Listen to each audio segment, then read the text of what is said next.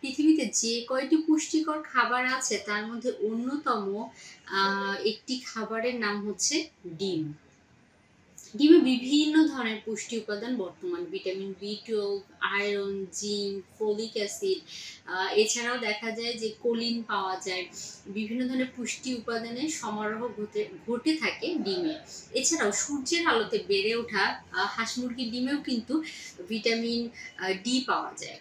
যারা নিয়মিত একটি করে ডিম গ্রহণ করেন সেটি তাদের জন্য বিভিন্ন ধরনের স্বাস্থ্যগত উপকারিতা যোগ করে থাকে।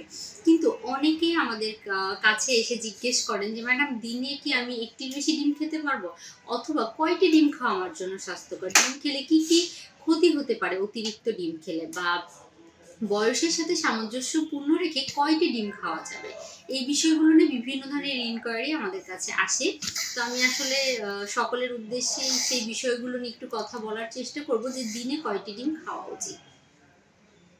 সবার প্রথমে বলতে চাই যে দিনে কয়টি ডিম খাওয়া উচিত এটি নির্ভর করে আপনার বয়স কত, আপনি প্রতিদিন কতটুকু অ্যাক্টিভিটিস করছেন, বা আপনি কি কি ধরনের ফিজিক্যাল অ্যাক্টিভিটিস করে থাকেন সেই বিষয়টির উপরে। সেজন্য আপনি দিনে কয়টি ডিম খাবেন, আপনার ওজন কত, আপনার শরীরে কমপ্লিকেসি আছে নাকি, বা শরীরের নিডস কত, এই বিষয়গুলো অবশ্যই মাথায় রাখতে হবে।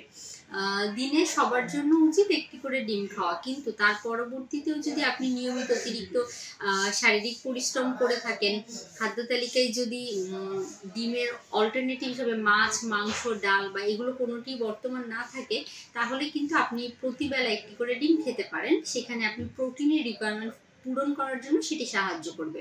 কিন্তু আপনি মাছ মাংসও খেলেন, ডালও খেলেন, আবার 2-3টা ডিমও খেলেন, সেক্ষেত্রে কিন্তু জটিলতা তৈরি হতে পারে। মানুষের শরীরে টেস্টোস্টেরন, কর্টিসল, তারপরে হচ্ছে বিভিন্ন ধরনের যে কোলেস্টেরল গুলো আছে, ট্রাইগ্লিসারাইড, এগুলো তৈরি করার ক্ষেত্রে ডিমের ভূমিকা অনেক বেশি। কিন্তু আবার অতিরিক্ত রক্তের চর্বির পরিমাণ যদি বেড়ে যায়, সেটি কিন্তু আপনার অকাল মৃত্যুর কারণও হতে পারে। সেজন্য আপনি দিনে অন্যান্য খাবার কতটুকু খাচ্ছেন, বা ফার্স্ট ক্লাস প্রোটিন জাতীয় খাবার কতটুকু খাচ্ছেন, সেটির সাথে ব্যালেন্স করে খেতে হবে ডিম। অনেকের ক্ষেত্রে দেখা যায় বিভিন্ন ধরনের কাটা ছেঁড়া বা পুড়ে যাওয়া বা জ্বর, বিভিন্ন ধরনের কমপ্লিকেসি থাকে। তাদের ক্ষেত্রে যেহেতু শরীরে প্রোটিনের রিকোয়ারমেন্ট বেড়ে যায়, তখন কিন্তু আমরা বলে থাকি যে তারা দিনে একটির পরিবর্তে 2টি ডিম গ্রহণ করতে পারেন, বা রিকোয়ারমেন্ট অনুযায়ী তারা ডিম গ্রহণের পরিমাণ বাড়াতে পারেন। পাশাপাশি আপনার বডি রিকোয়ারমেন্ট অনুযায়ী যে আপনি ডিম গ্রহণ করছেন, সেখানে ডিমের পাশাপাশি অন্যান্য খাবার ব্যালেন্স আছে নাকি, এই বিষয়গুলো মাথায় রেখেই আমরা বলে থাকি।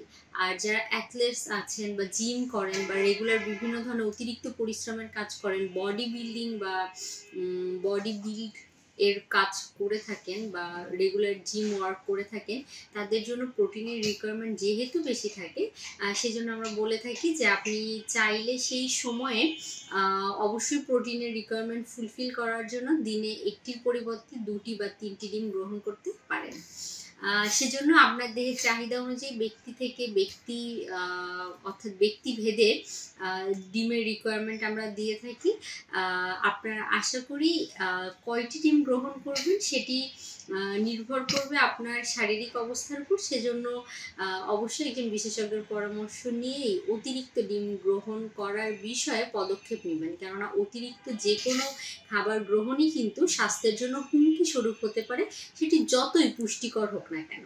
আমাদের সাথে থাকার জন্য অসংখ্য ধন্যবাদ।